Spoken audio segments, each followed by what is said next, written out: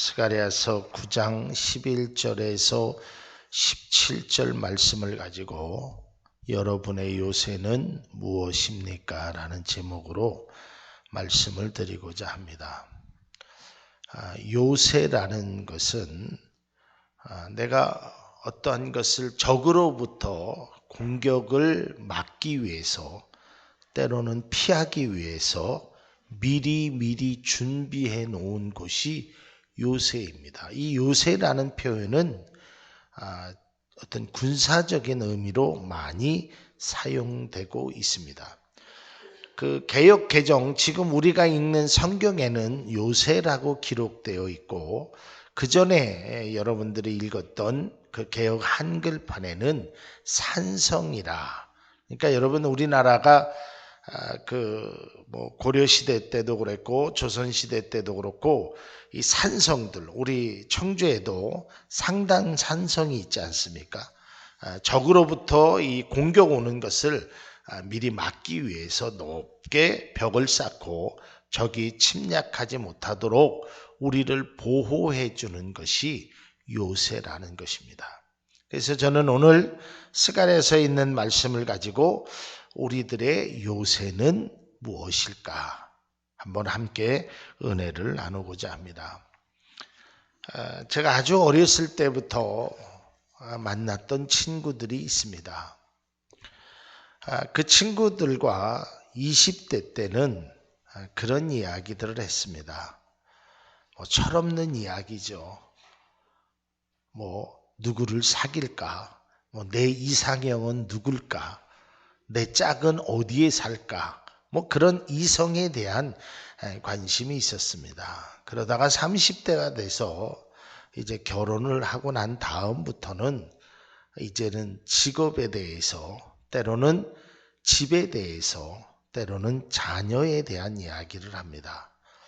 그리고 한 40대가 되면 아이들 공부 잘해? 그러면서 요즘 건강은 어때? 혈압약은 먹고 있어? 이제 건강에 대한 생각을 합니다.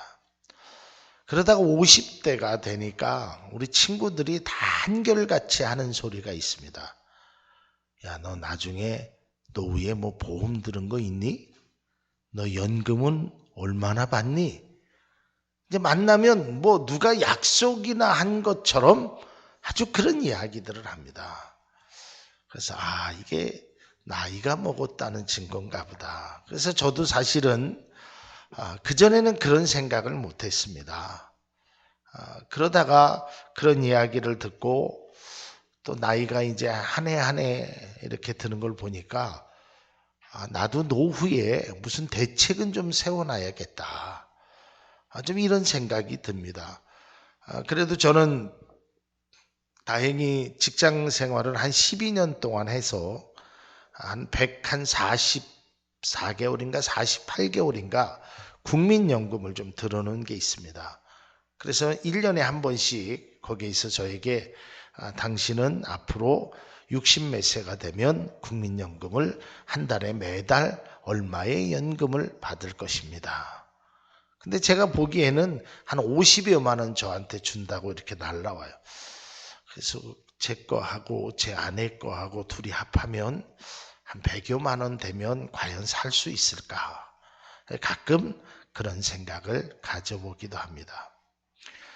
왜냐하면 젊었을 때는 힘도 있고 내가 할 수 있는 일이 많이 있지만, 내가 이제 나이가 들고 병들고 힘들면 할 수 있는 일이 없습니다. 그리고 예전처럼 자녀들을 의지할 수 있는 시대도 아닌 것입니다. 그래서 오늘날의 사회를 풍요 속의 빈곤이라는 말을 합니다.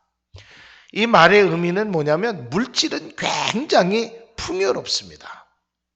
우리나라가 지금 1인당 GNP가 2만 달러가 넘어서 3만 달러에 육박하는 그러한 선진국 중에서도 아주 높은 경제성장국으로 차지하고 있습니다.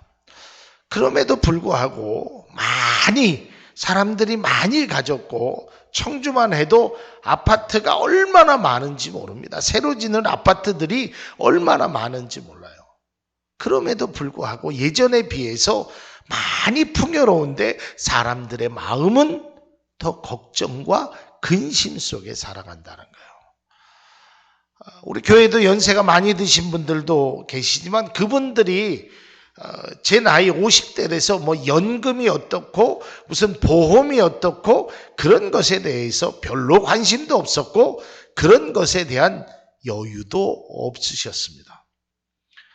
그러나 오늘날에는 시시각각으로 밀려오는 사건과 사고와 때로는 질병으로 인해서 많은 사람들이 불안해하고 있습니다. 그래서 보험을 들어놓기도 하고 연금을 들어놓기도 하고 각종 장치, 그러니까 내가 위험으로부터 해소해야 될 장치를 마련한 것입니다. 우리 교회도 이 캡스라는 이 보호 장치를 달아놨습니다. 어떤 분은 생각하실 때 무슨 교회가 그런 것을 하느냐라고 말하실 수 있어요. 저도 참 많이 망설였습니다. 그러나 우리 교회가 지금 여기 있는 것들 중에 고가품들도 있습니다.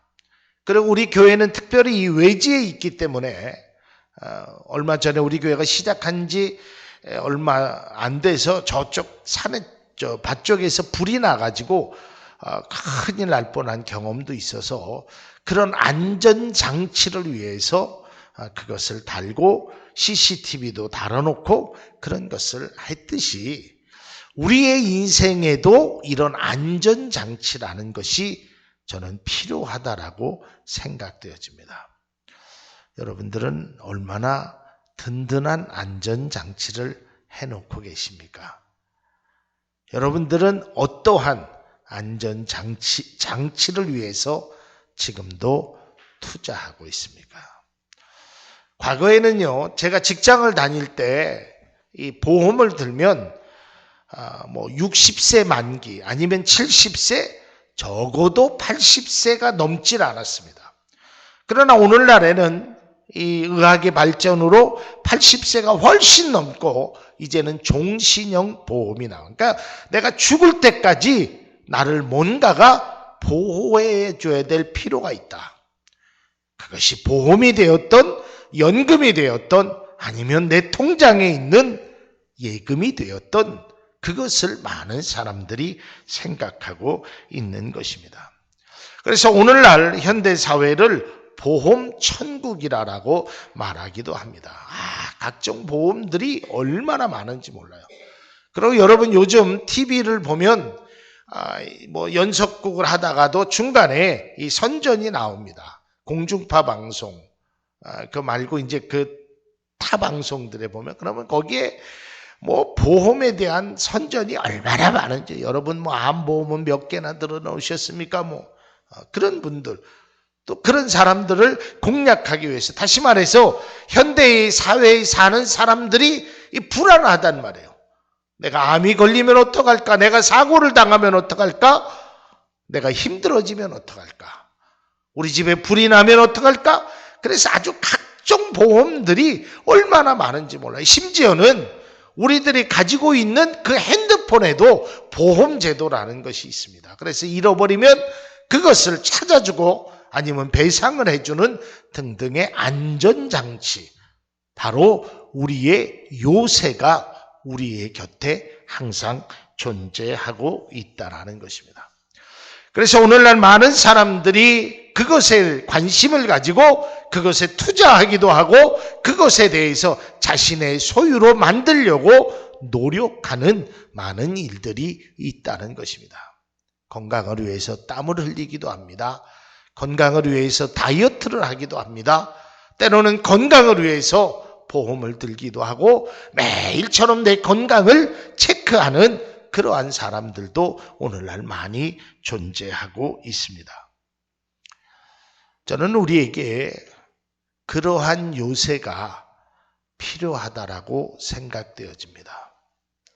여러분들이 할 수 있으면 보험도 들어놓으시고 할 수 있으면 연금도 들어놓으시고 할 수 있으면 적금도 들어놓으셔서 여러분의 노후에 물질로 인해서 당하는 어려움을 그 요새를 통해서 여러분들이 여러분의 삶을 지켜줄 수 있는 그 무엇인가가 할 수 있다면 지금이라도 늦지 않았으니까 여러분 해야 할 필요성이 있다라고 봅니다. 웬 설교 시간에 보험을 얘기하고 연금을 얘기하나? 그러나 저는 우리가 이 땅에 살면서 이 땅에 필요한 것을 행하고 살아야 됩니다. 우리가 아무리 영적인 삶이 중요하다라고 하여서 육적인 삶을 포기하며 살아갈 수는 없다라는 것입니다. 우리에게 있어서 육적인 삶도 필요한 것입니다. 성경에 보면 하나님의 말씀이 우리의 영혼의 양식이라 그랬어요. 그러나 우리가 영혼의 양식인 하나님의 말씀을 먹어야 되지만 우리가 육의 양식을 먹지 아니하면 기운을 잃게 되고 쓰러지게 되는 것입니다. 마찬가지입니다. 오늘날 이 세상에 우리가 영적인 요새도 우리에게 필요합니다. 그러나 우리에게 육적인 요새도 우리가 갖춰 놓아야 된다는 것입니다.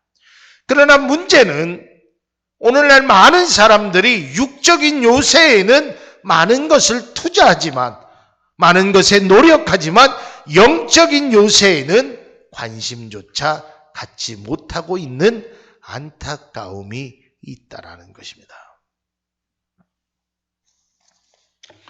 오늘 우리 이정화 성도님과 김소행 성도님 그 아이 이름이 시우 맞죠? 네, 시우. 오늘 처음 딱 태어난 지 45일 됐어요. 45일 만에 우리 교회에 왔어요. 그러면 이제 엄마 아빠들은 벌써 무슨 생각을 하냐면 이 아이의 교육보험도 들어놔야겠지. 이 아이의 뭐 아주 어렸을 때부터 이 아이를 위해서 많은 관심을 갖게 될 것입니다.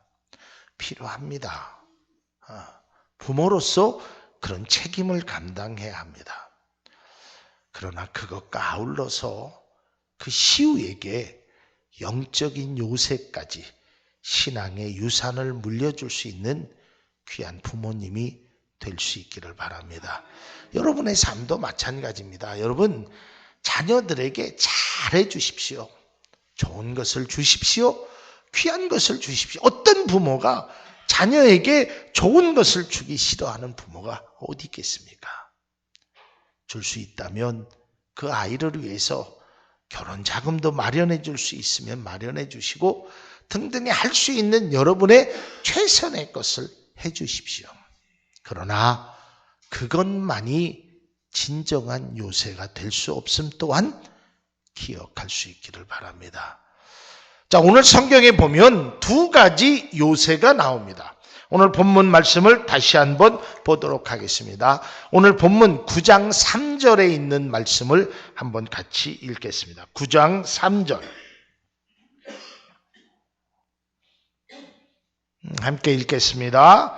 두로는 자기를 위하여 요새를 건축하며 은을 티끌같이 금을 거리에 진흙같이 쌓았도다라고 말하고 있습니다. 자, 그 다음에 12절 말씀을 함께 읽도록 하겠습니다. 12절. 갇혀 있으나 소망을 품은 자들아 너희는 요새로 돌아올지니라. 내가 오늘도 이르노라. 내가 내게 갑절이나 갚을 것이다. 여러분 요새를 두 개를 얘기합니다. 하나는 두로라는 나라는 자기를 위하여 요새를 건축합니다. 이게 오늘날 말하면 자기를 위하여 적금을 들기도 하고 보험을 들기도 하고 연금을 들기도 하고 자기를 위하여 사용하는 것입니다. 자기의 건강을 위하여 자기의 피부를 위하여 마사지를 하기도 하고 좋은 것을 먹기도 하고 좋은 옷을 입기도 하고 자기 노후를 위하여 준비하는 것입니다. 그러나 그것만 가지고 되지 않는다는 것을 성경은 말하고 있습니다. 오늘 본문 12절에 보면 갇혀 있으나 소망을 품은 자들아 너희는 요새로 돌아올지니라. 여기서 요새는 영적인 요새, 다시 말해서 예수 그리스도를 우리에게 말씀하고 있는 것입니다. 여러분, 신앙에는 저는 그렇게 생각합니다. 제가 그동안 신앙생활하고 많은 목사님들에게 설교를 들었을 때는 이 세상의 것은 포기하고 하나님의 것에 치중하라라는 이야기를 많이 들었습니다. 근데 저는 그렇게 생각하지 않습니다. 제가 읽는 성경, 또 제가 받은 은혜에서는 우리는 이 세상의 것을 포기하는 자가 아니라 이 세상의 것도 중요하고 하나님의 것도 중요합니다. 그러면 어떤 분이 그런 이야기를 합니다. 아니, 목사님, 예수님께서 이 두 개를 한꺼번에 할 수 없다라고, 하나만 사랑하라라고 그렇게 말하지 않았습니까? 그 성경에 있는 그 단 하나의 표현 갖고 그렇게 이야기하는 건 옳지 않습니다. 그 외에 많은 곳에서 예수님이 달리 말씀하셨어요. 뭐라고 얘기했어요? 내 하나님을 사랑해라. 그리고 내 이웃을 사랑해라. 누구처럼? 내 몸처럼. 여러분, 이단들의 특징이 뭐냐면 예수님이 100가지 말한 것 중에 특별히 말한 한 가지만 탁 뽑아가지고 그걸 가지고 들이대는 것입니다. 성경에 분명히 이렇게 나와 있지 않느냐? 그렇지 않습니다. 예수님께서 우리에게 말씀하기를 너희 자녀들도 주 안에서 잘 양육해야 하는 것입니다. 그게 부모의 책임입니다. 여러분, 전도만 하러 다니고 교회 일만 하러 다니고 기도만 하러 다니고 아이들은 되거나 말거나 하나님이 알아서 키워주겠다라고, 그건 부모로서 잘못된 행동입니다. 아니, 뿐만 아니라 믿음의 사람으로서 바른 행동이 아닌 것입니다. 반대로 내 부모를 공경하라라고 했습니다. 그러니까 믿음의 사람은 부모를 공경해야 하는 것입니다. 그냥 교회에서 아닙니다. 그러니까 우리에게는 영적인 일과 육적인 일, 이 두 가지를 정말 조화롭고 균형감 있게 우리는 사용해야 하는 것입니다. 그러나 문제는 우리가 육적인 것에만 치중하다 보니까 영적인 요새를 잃어버리고 때로는 영적인 요새를 필요 없다라고 생각하는 분들은 그것은 잘못이라는 것입니다. 우리가 보험을 들어놓고 연금을 들어놓고 적금을 들어놓고 내 삶을 위하여 준비하는 것 필요합니다. 그러나 그것만 준비하고 내 영혼의 것을 준비하지 않으면 안 된다는 것입니다. 여러분, 때로는 내가 준비한 그 물질, 내가 준비했던 그 어떤 것이 한순간에 다 잃어버릴 수 있음을 기억하십시오. 그래서 우리는 영원히 빼앗기지 아니하고 누가 와서 가져가지 못하는 그 요새로 돌아가야 합니다. 그 요새가 우리에게 반드시 존재해야 한다는 것입니다. 그래서 시편은 기록하기를 여호와는 나의 요새시요 나의 방패시요 오직 주님만이 요새시요 방패시요 내가 저를 의지하리로다 라고 말하고 있다는 것입니다.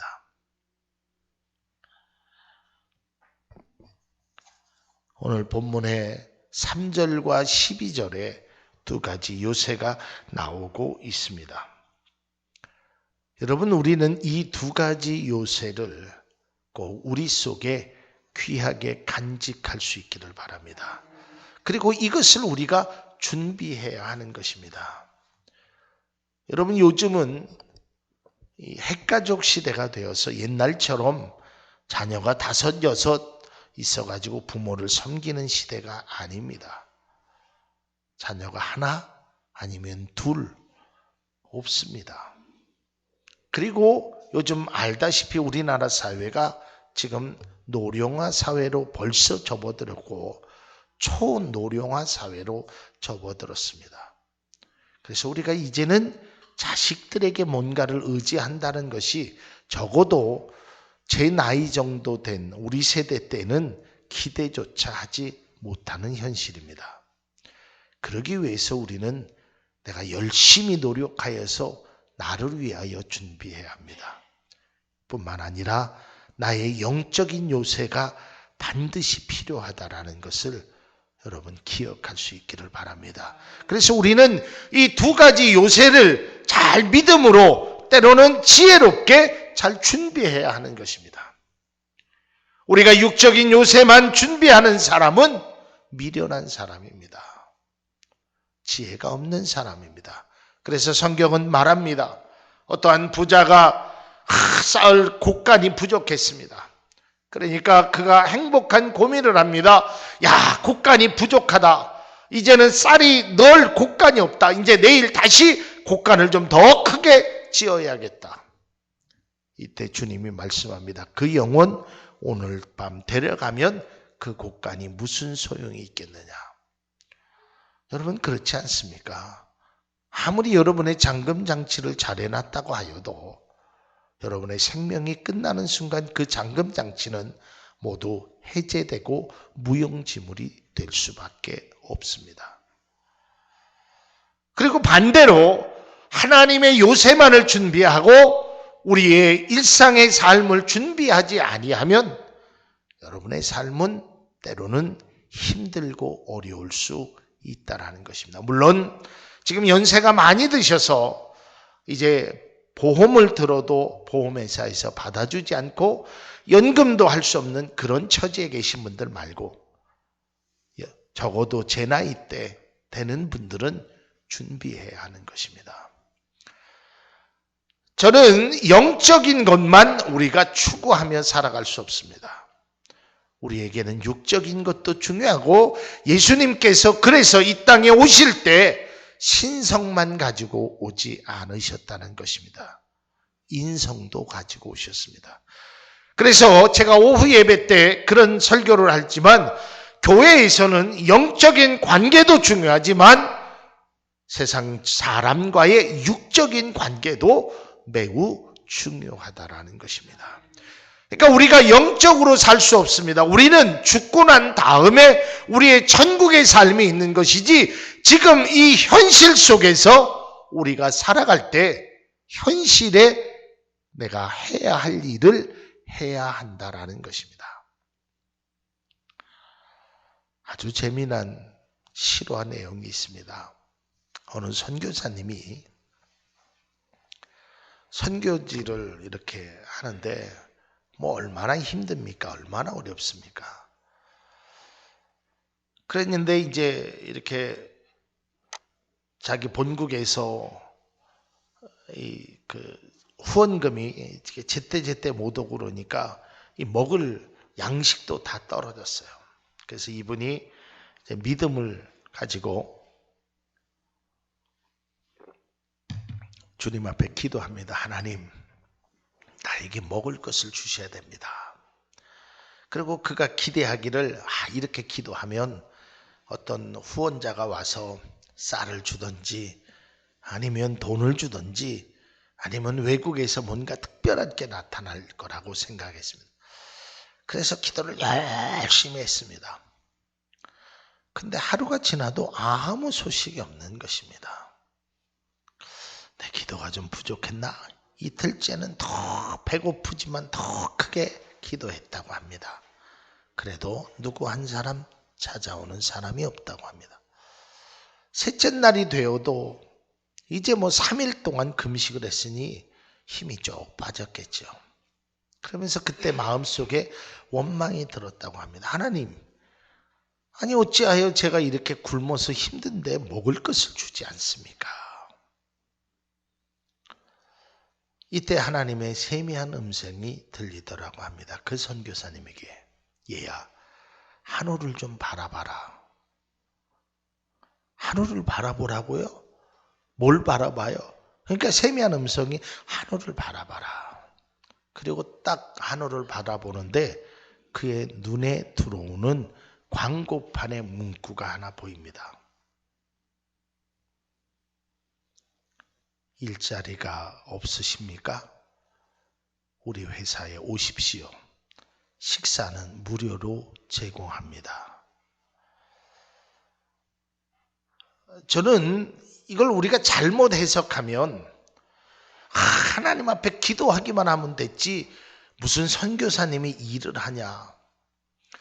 때로는 하나님의 방법은 어떠한 홍해 바다를 가르시는 것처럼 기적과 같은 방법을 만들어내시지만 때로는 밤새도록 고기 잡아 한 마리 잡지 못한 그 베드로에게 예수님은 다시 나가서 그물을 던지라는 요구를 하십니다. 여러분, 우리는 자꾸 신앙을 내 주관대로 내 생각대로 잘못 생각하면 그것은 큰 신앙의 오류를 범하게 됩니다. 여러분, 베드로의 입장에서 한번 생각해 보십시오. 밤새 고기 한 마리 잡지 못했는데, 아니 예수님께서 능력이 있으면 말씀 한마디만 하시면 고기들이 타다다다닥 튀어 올라와서 그저 배는 가만히 있는데 고기들이 물가에서 바닥바닥바닥 튀어 올라와서 그냥 배로 차게 해주지, 뭘 힘들어 죽겠는데 밤새 한 마리도 못 잡았는데 나가서 고기를 잡으라고요? 때로는 주님이 우리를 그렇게 요구할 수 있습니다.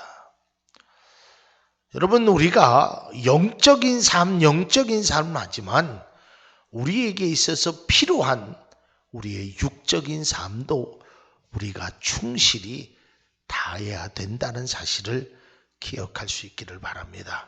그게 진정한 신앙인인 것입니다. 여러분, 기도만 한다고 주님이 좋아하실 것 같습니까? 저는 그렇다고 보지 않습니다. 여러분, 기도하셨으면 그 기도한 자녀를 위해서 맛있는 반찬도 해주시고 그 자녀와 함께 아름다운 시간을 갖는 것이 필요한 것입니다. 그게 주님의 방법인 것입니다. 그게 주님이 우리를 향하여 명령하신 것입니다. 너희들이 예수님의 그 요새를, 영적인 요새를 만들어라. 그분에게 돌아와라. 그리고 너희 자신을 위해서 육적인 것도 준비해야 할 것을 말하고 있는 것입니다. 여러분, 그래서 주님께서 이렇게 말씀합니다. 부요한 자로 내가 가난케 되면 너희를 부욕케 하려 함이니이다 그랬어요. 주님이 원하시는 것은 여러분을 부욕케 하는 것입니다. 제가 원하는 것은, 제가 늘 그런 말씀을 드렸지만, 우리 교회가 큰 교회, 건물이 크고 부자 교회가 되는 것보다 여러분들이 더 큰 부자가 되기를 주님의 이름으로 축원합니다. 아마 주님께서도 그것을 원하고 있으실 것입니다. 그러나 정직한 부자가 되십시오. 깨끗한 부자가 되십시오. 그리고 베푸는 부자가 되십시오. 그게 주님이 우리에게 진정 원하는 것입니다. 여러분의 진정한 요새, 그 영적인 요새와 육적인 요새를 통하여 여러분의 평생의 삶이 정말 귀한 안전장치를 통해서 여러분이 건강한 삶을, 축복의 삶을 살기를 주님의 이름으로 축복합니다. 기도하겠습니다.